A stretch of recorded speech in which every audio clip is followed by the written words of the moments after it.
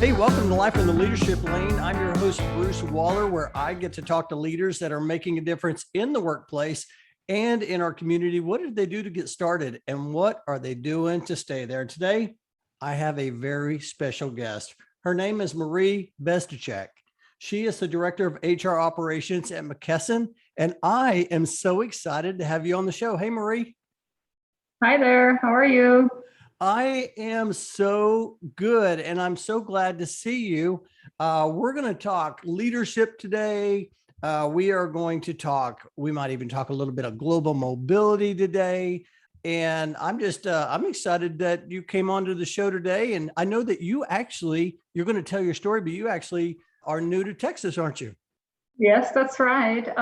First of all, thank you for inviting me. I feel very honored to be on the podcast, and thank you for thinking of me on this leadership podcast. So I really appreciate it. Yes, we are new to Texas. My husband and I moved here back in December 2020. So pretty much in the middle of the pandemic, which is still going on apparently. So yeah, still learning, the Texas way of life and trying to explore some of the areas here. I love it. Hey, as we start the show today, I would love for you, just for those who may not know who McKesson is, would you mind just sharing a brief highlight of who is McKesson and how do you serve your customers? Yeah, so McKesson is a Fortune 10 company. We are a large company, but many people may not know us, and that's because we're do a lot of activities behind the scenes, being a core and main medical devices and medical supply and pharmaceutical distributor here in the United States. So we distribute, pharmacy and supplies to hospitals, clinics, pharmacies, and so on. And we are actually the distributor of the Moderna vaccine. So that's our core focus right now as well. So, Wow, I'll tell you what, whenever you talk about, different people in different careers, I remember whenever I first kind of found my purpose when I relocating talent, it was when I helped a gentleman. He needed to move his mom. And she just needed to move a box in a little dresser in a bed, but it was so important to him. And I was thinking about you and your role and your company, and right now how important it is, the organization you work for. So I just think that's awesome. I appreciate you sharing that.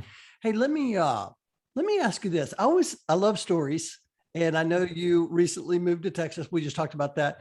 I would love to hear the Marie Bezdicek story. Like, where did you grow up and how in the world did you get into HR and global mobility in your career? okay. Well, it's a bit of a long, I would say, and complicated story. So I'm from the Czech Republic, and back in the day, it was known as Czechoslovakia. My family, my parents and I came here along with my brother and sister in 1985, when it was still under communism. So we immigrated to the US legally. We actually waited, and it took about 3 years for us to get the approval from the United States government. Came to San Francisco, had a sponsor in the US, and then we moved to Sacramento. So essentially, since the age of 7, I grew up in California, went to school here, and then at the age of 17, I decided I want to explore the world a little bit. So I went and did a Rotary exchange program where I went to high school in Finland for 1 year, which was really, really wonderful. Stayed with 3 different host families, got to know the culture and the people there, and they're just a wonderful group of people. I loved it there.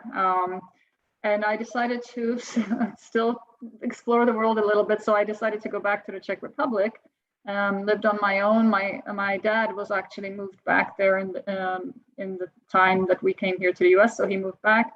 I lived by myself. I hung out with my friends and with my cousins' friends, and got to know the rest of my family, my aunts and uncles, and stayed there for about a year and a half. And then I came to the US, did my bachelor's degree here. Then I went back to the Czech Republic, where I worked at Johnson & Johnson in marketing for 3.5 years. Went then came back to the US, did my master's in Sacramento, and then again decided to go back to the Czech Republic, where I ended up working in Siemens in Prague, and that's where I got to know the mobility side of things. I wasn't aware there was a global mobility industry. And I actually got to this point because I worked in contract management before, and they were looking for somebody who was experienced in contract management and accounting, or let's say invoicing, because they were Siemens was setting up new delegation centers for the global mobility in Siemens. So that was going to be centered in Prague, and it was a new department they were setting up. So I got into global mobility through more of the accounting / contract management side. And then after being there for 4 years, I ended up in San Francisco working for McKesson in 2015. I knew the person who was hiring. I actually knew him from Siemens. So that's kind of how I got more on the employment / corporate side of global mobility.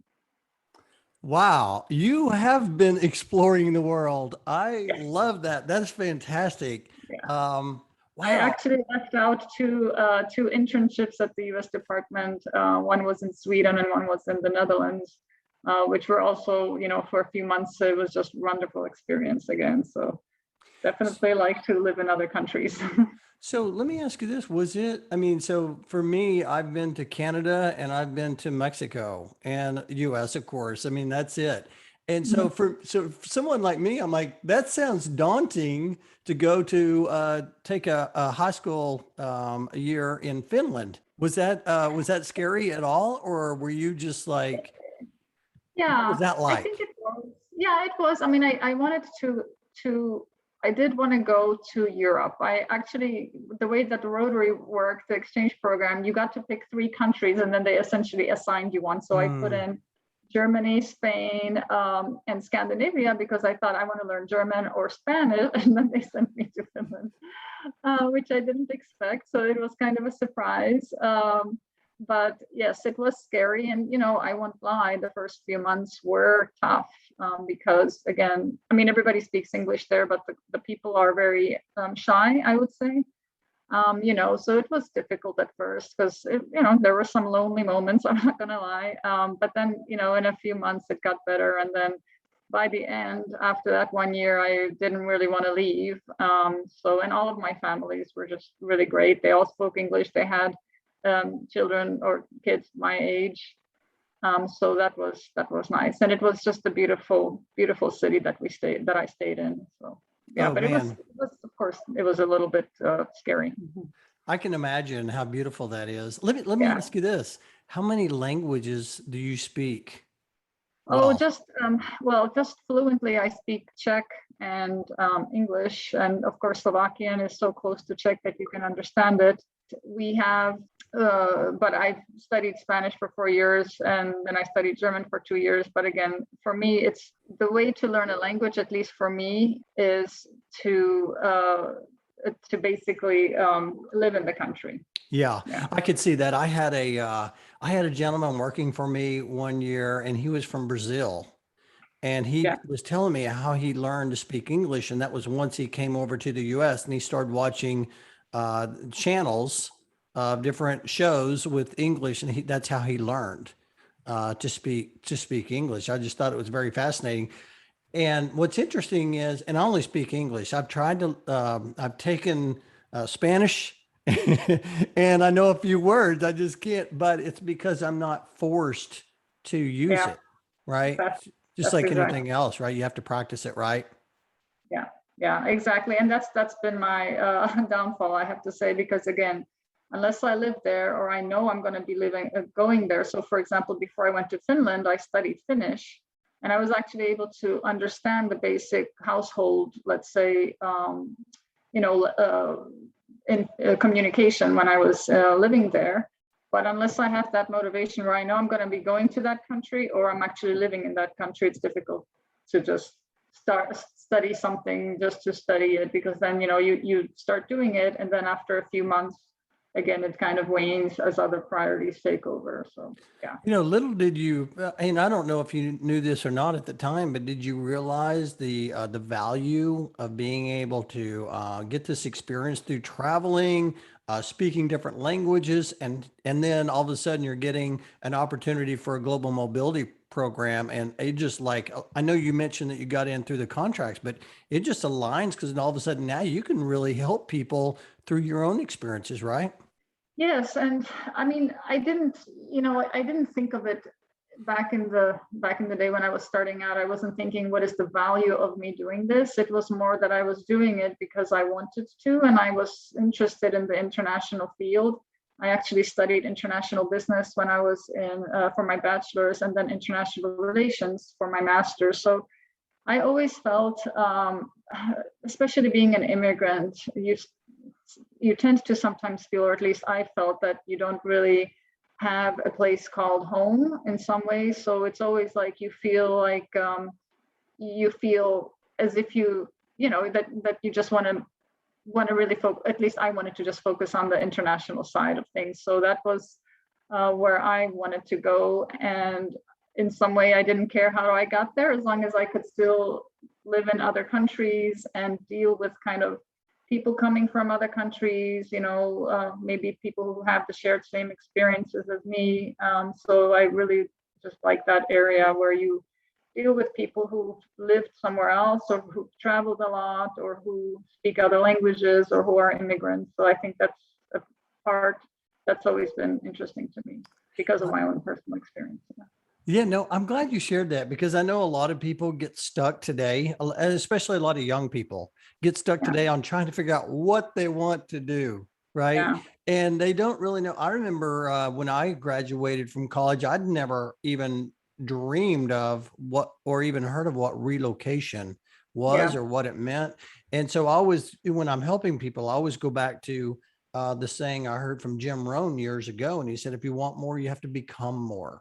That yeah. success is not something you pursue, it's something you attract. So you just keep growing in whatever you're doing. You just keep trying to get better in that field, and eventually it will lead to those opportunities, right? Yeah, absolutely. And I have to admit that also the same thing when I was younger. I feel that people, when they're teenagers, especially, you're exploring what interests you, what you want to do. And I actually advocate for taking a gap year or even two before going to college, because I feel like that'll give you that opportunity to travel, to meet other people, to meet other cultures, and to really see what it is that you want to do, rather than being the 2 years in college taking general education classes. I feel like it's kind of, for me anyway, I felt like that helped, because I had that time to just kind of, be a teenager while at the same time having that experience of living on my own, and being in a different country and just meeting different people. And those are experiences that I will never forget, and that won't be taken away. And then, you're ready to go to college if that's what you want to do. Maybe you decide that you don't want to do that, right? If college isn't always the end all, there's vocational schools, there's other things that can be done. So I like to advocate for that. But of course, everybody's path is different. I gotta ask you, I have so many questions for you, but this is just so fascinating to me because I think networking is hard. It's Yes. hard meeting people. Yeah. And when you're talking about, hey, I advocate for you doing that, number one, I like that too, because it's almost like we talked about learning a new language. You're Yeah. forcing yourself to go do that. But I'm just curious, like for you, how were you able to build those relationships whenever you were in different areas? So whenever I went somewhere and lived somewhere else, honestly, the first path was usually through work.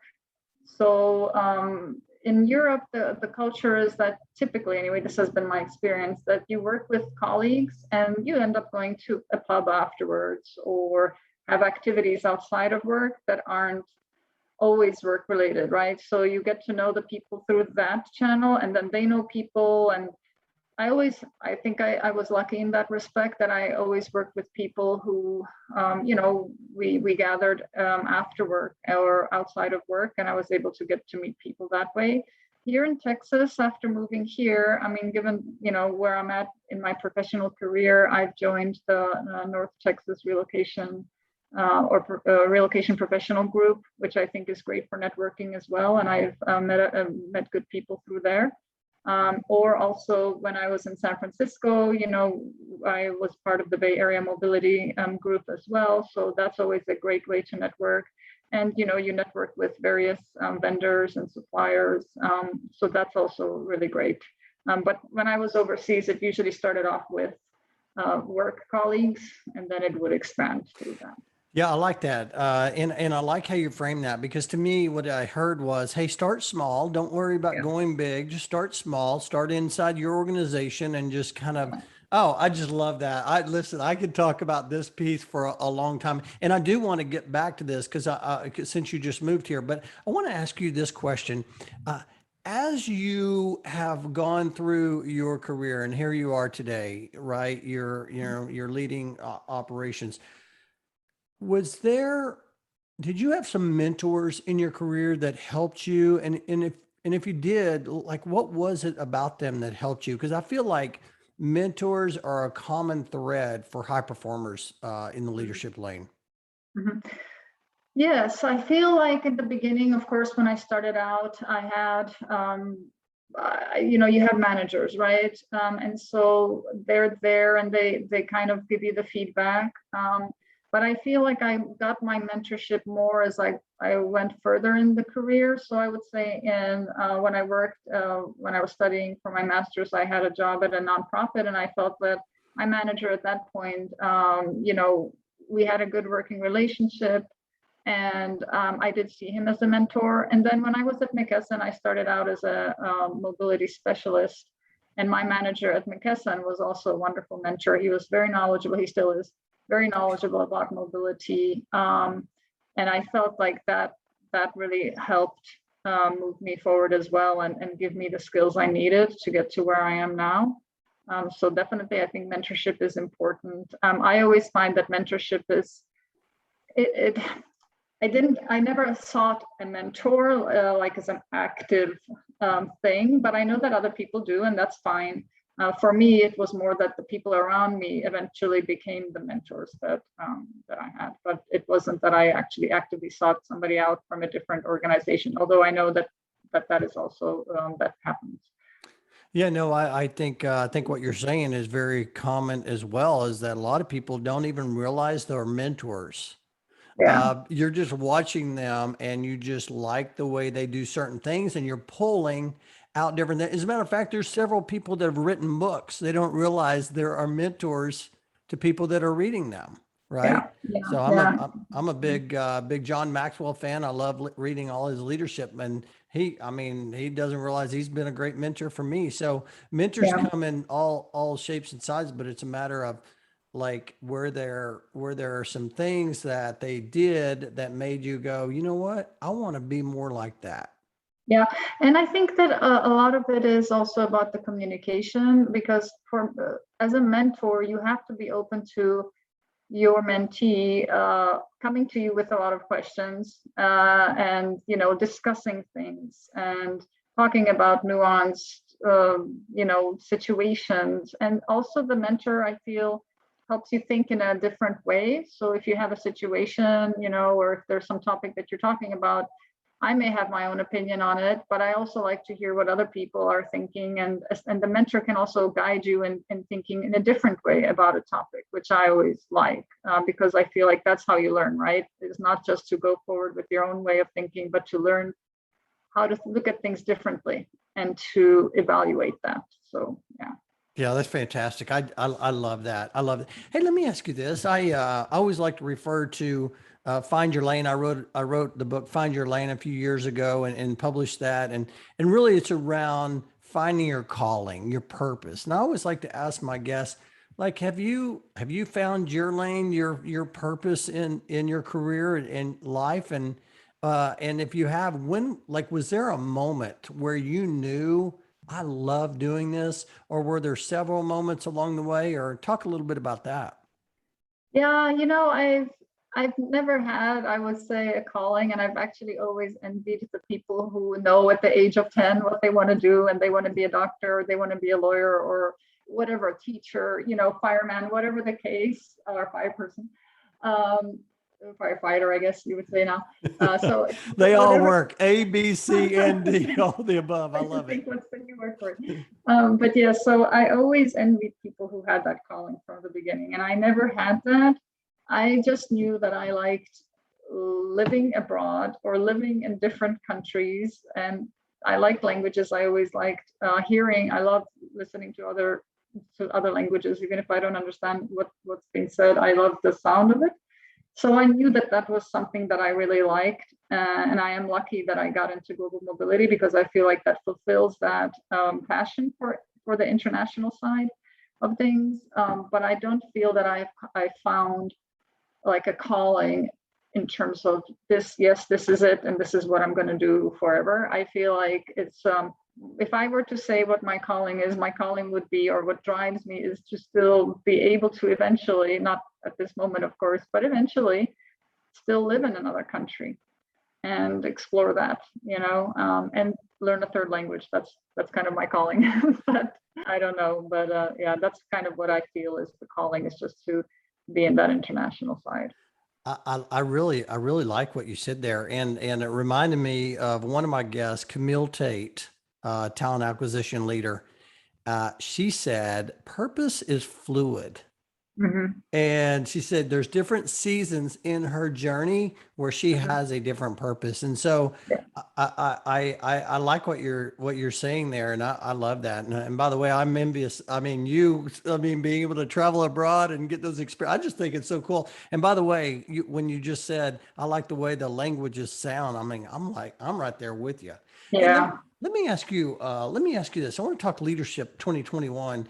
I want to ask you a little bit about like what part of so are you mainly in charge of global mobility, HR? What is your primary role there? Yeah, so as the director of HR operations, I mean, that's kind of a broad category, right? Because many Yeah. things fall into HR operations. So my departments are workforce administration Mm-hmm. and then global mobility. So those Okay. two areas essentially here at McKesson. Yeah, fantastic. Let me ask you this. I know that you said you moved here at the end of 2020. I mean, in the middle of a pandemic. I mean, so talk about getting experiences, now experience through a pandemic. That had to be challenging for you. I wanted to ask you this question. That was, what has been a silver lining over the last, I guess, year? What's been a silver lining for you that you've been able to apply today? Because it's been a very, very challenging time. Were there any silver linings from that? That's a tough question, right? Because most people talk about the challenges Yeah. and people don't think about what has come out of this challenging time as a positive. That's really an interesting question. I mean, I feel like any tough situation, makes a person stronger. Mm, But I feel like it really puts all of this pandemic basically makes a person realize what's important in life. mm, So, you start to value family, and I've always valued the people around me, but you really realize that time is precious and life is precious. And so you start to appreciate every day and then the little things in life as well. I think that that's something that instead of just always focusing on, I don't know, for example, externalities, right? You start to focus more on internal things and then with mm. the value and being grateful for things that are good and not just looking at things that are going bad. And I think that's something that I've also learned during this time. And honestly, I'm actually glad that we did relocate to Texas. And that to me is a silver lining, because it again gives me opportunity to explore a new state. And I feel in the US, every state is a country of its own. So, it was a good opportunity. I mean, my husband was able to keep his job. I've been able to grow with McKesson. So I think that that's definitely a silver lining as well. Yeah. Oh yeah, no, for sure. And I know it's, we were just talking about, these different experiences, getting to know different people. But I would think that coming from California during a pandemic has to be probably the one of the most challenging times in a career to get to know people. Yes, that has been tough. Because when McKesson first announced that its headquarters would be moving, that was 2 years ago, and Hmm. so I knew that the timeline to move would be by end of December 2020. I knew that we had until the end of 2020 to move, but you're right. Essentially, everything changed. So I was expecting initially, hey, you go into the office, you meet people through work, Yep. but coming in, you don't. So yeah, the first few months were a little tough. My husband and I, we still, are able to, again, like I said, go out for walks or, explore the area here. But later on, after the vaccine started rolling out, I have met people through the North Texas Relocation Professional group in person. And so that's helped as well. But we're still in that stage of where you're still getting to know people. And you're right, you can't do hobbies, right? So for example, my husband likes to do martial arts, and at this stage, it's difficult to sometimes go and take a martial arts class or course because it's just things are still a little bit more restricted. Yeah. Yeah. Oh, but there's that silver lining, taking those walks Yeah. together. Oh yeah. So that's Yeah. We did that fantastic. even before. I love that. I love that. Hey, well, let me ask you this. How big is your team? I'm curious if you're managing or leading your team any differently today than you were, I don't know, last year or so. Well, Any? so my team is 7 people, and so 2 on the mobility side and 5 on the workforce administration side. And before, so I've been in this role not very long. I've only been in this role since April. So before Mhm. that, I had a team of 1 person who was on the mobility, and then because there was that opening, so I got promoted, and then I have that workforce admin team, which is the 5, and then the additional 1 person for my backfill in the previous role. So the team has definitely grown. Most of the team actually was permanent work from home before the pandemic, even. So there hasn't been that much change for them. But yes, now everything is remote, so that's been a little bit more challenging because I always like to go and meet people in person, and I like to meet the team in person, right? And I still haven't met any of my team members yet. I actually will be meeting 2 of them this month in person, but it's just been a little bit harder. And my team is kind of they're not in the same locations either. So not all of them are in Texas. So that's also kind of a little bit more challenging sometimes, right?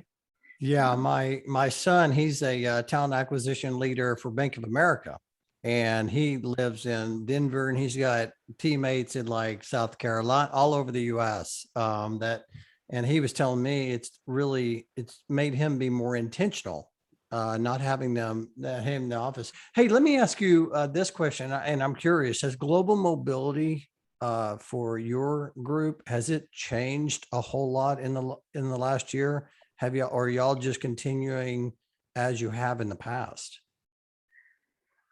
Well, we're a heavily outsourced program, I would say. Okay. So we certainly have relied heavily on our vendors. Hmm.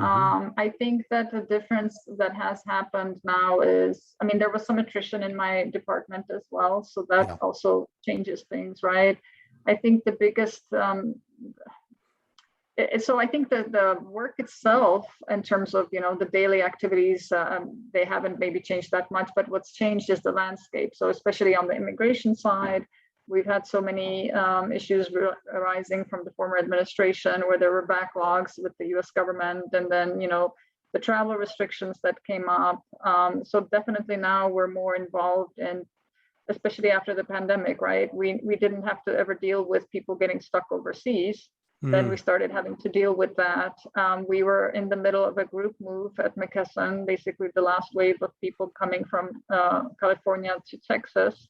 So that was also, we had to adapt certain things to make sure that those people were still feeling safe and were safe during the relocation after the pandemic. So it's more the things what are happening in the outside world, and you have to make sure that your vendors are providing the services in a safe way and adapting to the pandemic. And now, of course, we're dealing with the ongoing effects of the pandemic regarding, shipping delays and, still travel restrictions, even though those are being lifted. So you basically start to it was, I would say, definitely more stressful. Just saying. Yeah, I would imagine. I was just talking with a global mobility leader, and she was talking about, even people that were taking vacations, then all of a sudden they're stuck at the vacation site abroad, and all of a sudden they can't. It's just so many difficult and challenging situations. Yes. Yeah. We've had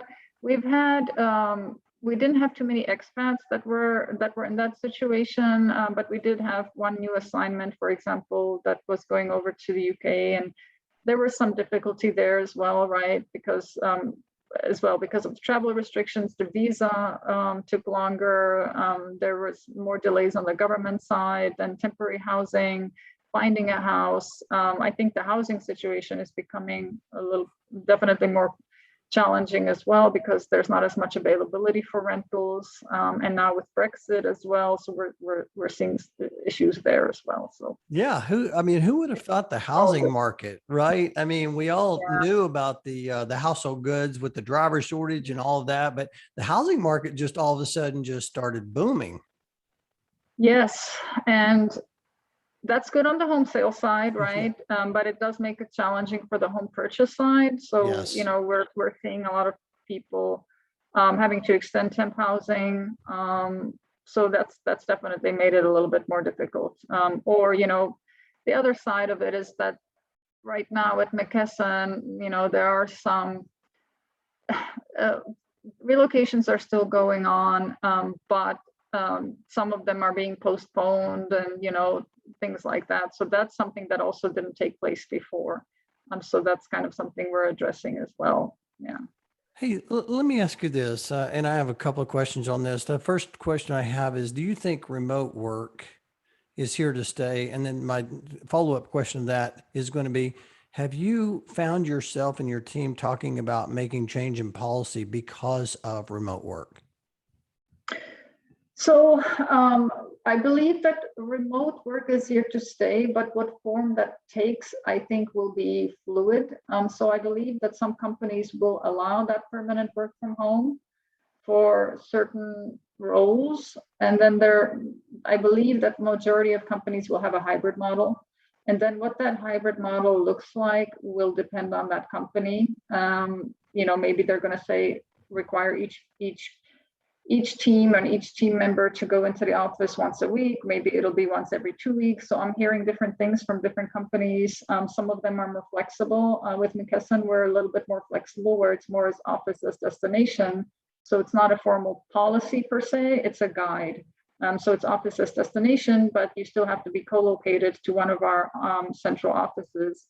And so it's, I just think that the hybrid model is probably going to be here to stay, but what form that takes is going to depend on the companies. Yeah, that's interesting. I've talked to several different organizational leaders, and they've kind of had that the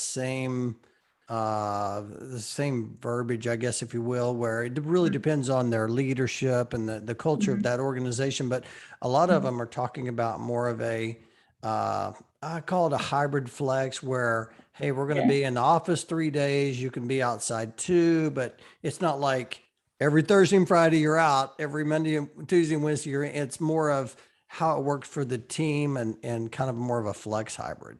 Yes, and I think that's where it's heading. And I did hear from one leader that basically it was heading this way anyway, but the pandemic accelerated it. So it was almost like the pandemic accelerated this new approach 20 years, right? Because we would have gotten to this stage eventually. Companies would start to become more flexible, but I think because of the pandemic, it just happened much more quickly than in, let's say, 10 years, right? Where that would be the norm at that point. Yeah, right. No, that's I think that's a good way of putting it. It just really accelerated that as Yeah. well. So let me ask you this. I always like to, there's HR community listening, there's a mobility community listening.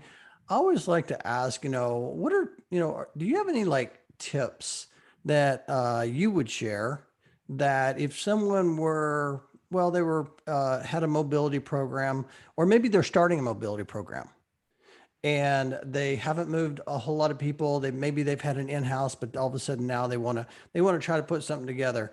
Any tips that you would share that has worked well for your organization when it comes to just having a mobility program? I think the main thing is having good vendors, honestly, partners, because it's not, I feel like the vendor relationship between vendors and corporations is, to me, it's a partnership. Mm, And you have to partner with with the right vendors for your company. So it depends on the company, right? Some vendors are really good with large companies, some are better with the smaller companies. So I feel like you have to have that good connection with your vendors, and then the vendors can really help with that setting up of the organization as well, and with the outsourcing. And the other piece is really to determine, what kind of culture does your company have in terms of cost containment, or how frequently do you send people out, like what are the expectations, right? And you have to partner heavily with the HR business partners as well, internally, and mm. with the leaders, right? So I think that that's also very important. And the other piece is communicating that there is a global mobility out there, because that was one of the main things when McKesson was setting up the organization or the department. You have to make others aware that this department exists, because it's such a, global mobility is inherently usually a very niche industry, and it's usually a small department within a large corporation. And so you have to make yourself known to the rest of the HR, and as well to managers and employees, so that they know that who to reach out to. So that's very very important. Okay, so I love everything you said here. The internal partnerships are as important as the external partnerships. So important. But the piece I want to like dive into just a little deeper is that Mhm. awareness of global mobility. I have heard this over and over. It's kind of a niche. It's kind of that hidden into the organization. How does someone, or how do groups, how do they bring that awareness out? Because I think a lot of people listening right now would love to know that. Like, where would they start? How would they really, I'm going to use the words, share their voice about global mobility? Yeah, so what I think is helpful. So for example, at McKesson, we have a department that engages mainly with leaders. It's a leader support department. So, having, for example, I would say trainings to, and they engage in trainings with HRBP. So getting into that area where basically you can talk to the HRBPs all at Mm, one time. They can mm, ask questions. I think the other one that's helpful is talking to HR communication, saying, hey, is there a way that we can be put on on the intranet, having maybe an article, also having a website that's actually on the intranet, where employees can go. If they look for something in the search bar, they put in relocation, it'll pop up with your mobility site. So having your own page on an internet site is really important.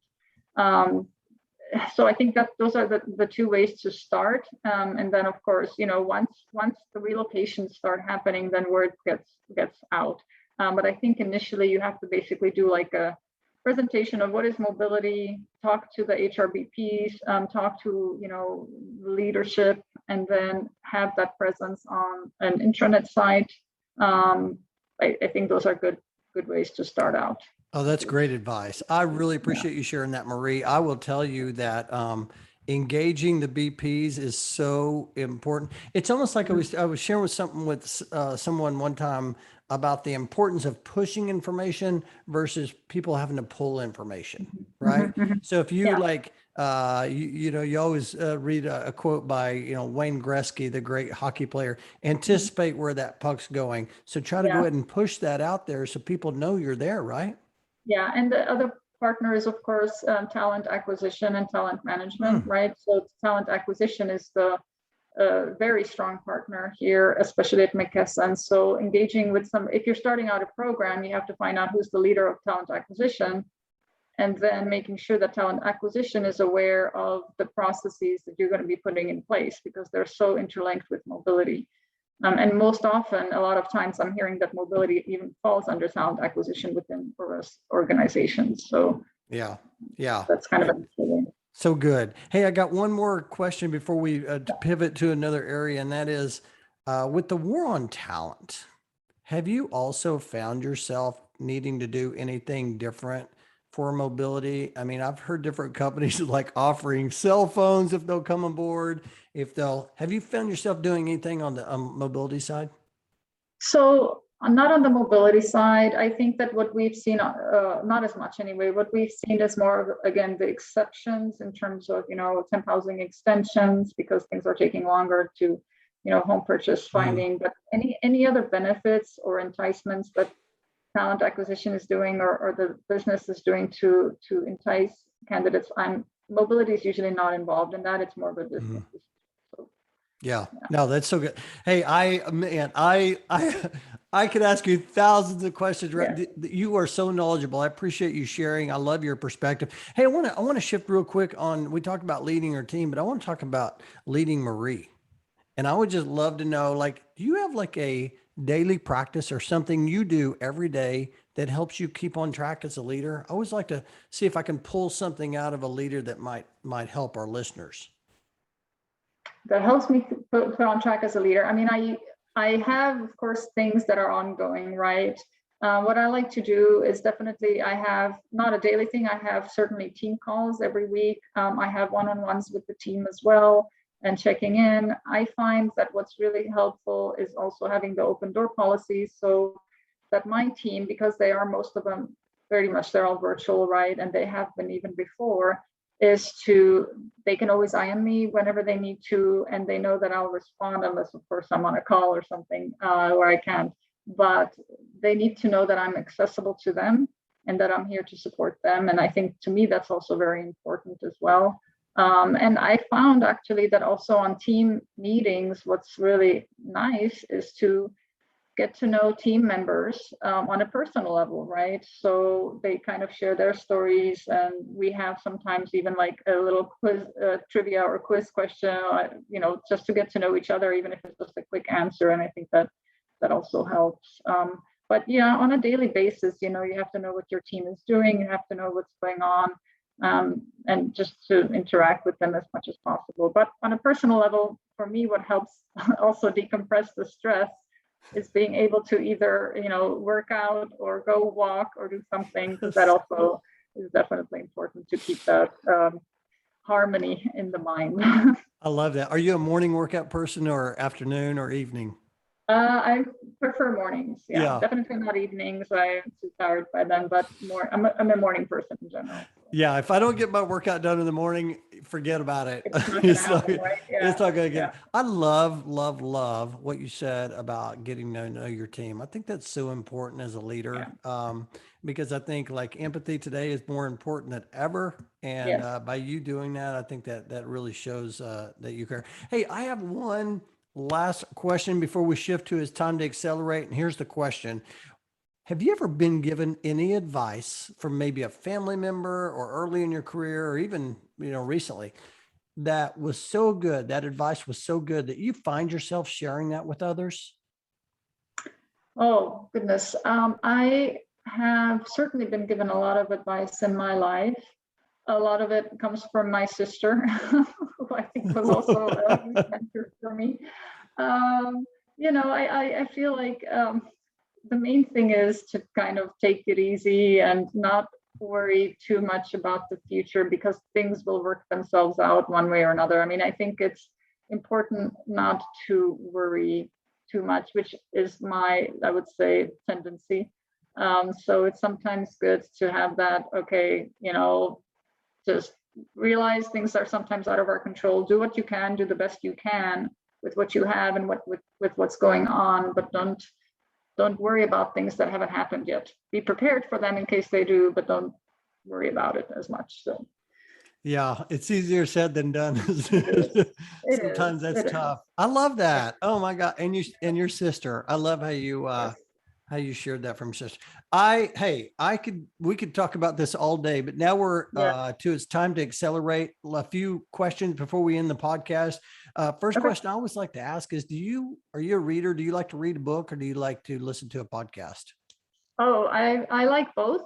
Depends on what I'm doing. If I'm in the evening, I like books. If I'm working out or if I'm commuting, then podcasts.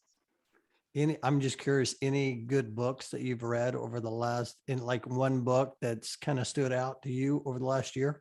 One book that was really great. It was about a expedition to the Arctic. I just can't remember the name for it Oh, right now, but it nice. was wonderful. Like Yeah. you realize what people have gone through, and it's amazing what the human what humans can do. Like it's really incredible. Yeah. And it's always nice to like take your mind just to another place. Yeah. Yeah. I love that. Hey, let me ask you this. As we are getting close to Thanksgiving, and the US celebrates Thanksgiving and in November, I always like to ask, like, what are you grateful for?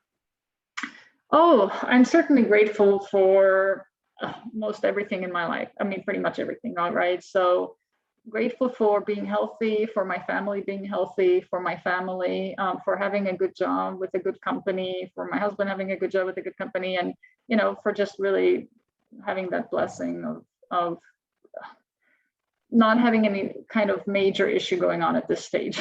Yeah. So it's like, of course, there's work stuff, right? But it's not as if it's a matter of life and death. So I Yeah. feel like that's definitely family and health.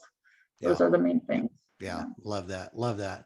Hey, so outside of work and global mobility and HR operations, what energizes you? What energizes me is coffee. I love that. I knew we But were connecting. Coffee. coffee is great. I like to learn new things, so I'm always happy when I love history. And so if I'm learning something, I love to, for example, watch documentaries or learn about other people's lives, like biographies or historical events. So whenever I get to learn something new or something that's really interesting, that's what excites me. So Yeah, I love that. yeah. Curiosity. Yes. Curiosity energizes you. I could see it now. I Yeah. love that. Yeah. Okay, so I got a couple more questions. The first one is, what are you like looking forward to? Like, I know it. Before, when I asked this question back in May, I was thinking in the next 6 months, post pandemic, but now it could be a while. But what are you looking forward to most post pandemic? Post-pandemic, well, I would love to travel again internationally. So maybe going to Costa Rica or somewhere like that. That's what I'm looking forward to. And maybe the housing situation, like basically abating. We're trying to find a house now, so to purchase. So hopefully we'll have one soon. But yeah, it's hopefully things getting back to normal a little bit. Yeah. Yeah, I think so. Okay. So this is my last question, Marie. I've so enjoyed our conversation. I want to ask this question. This is one of my favorite questions to ask, and that is this: Marie, 10 years older, is knocking at your door, and you're going to go answer that door. What is she going to say to you? Uh, I don't know, but she'd probably tell me you shouldn't have worried so much or stressed out as much. Hopefully, anyway, right? So yeah, I think that she would say, take it day by day, and things will work themselves out. I love that. Sounds like great advice from your sister. Yes, Maybe that yes, 10 years older is with your sister knocking your yeah, door. I've loved that. You are definitely driving in the leadership lane. I've so enjoyed our time together. You appreciate you sharing wisdom and perspective. For someone who is listening and heard something and wants to learn more about that, or wants to connect with you, do you have a way to for them to connect with you? Yes, certainly LinkedIn is always a good way. Just I'm on LinkedIn, so you'll find me there, and just feel free to send me a message or connect with me on LinkedIn. That's the best way. Perfect. Usually. I'll put that link in the show notes. And if you're connecting with Marie on LinkedIn, be sure and let her know you heard her on Life in the Leadership St. Elaine podcast. It always helps when you have a note, right? Yes. Where like Yes. why you're connecting. And I just love that. Yes. Listen, I am so grateful for you coming on the show today. I've really enjoyed this. I am confident some of the things you shared today is going to help a lot of people. So for that, I say thank you so much. And I cannot wait to share this. Yeah, no, thank you for inviting me. And again, I hope that I've had some words of quote unquote wisdom. So hopefully it'll help somebody. It's going to be great. All right. Talk to you later. All right. Thanks. Talk to you later.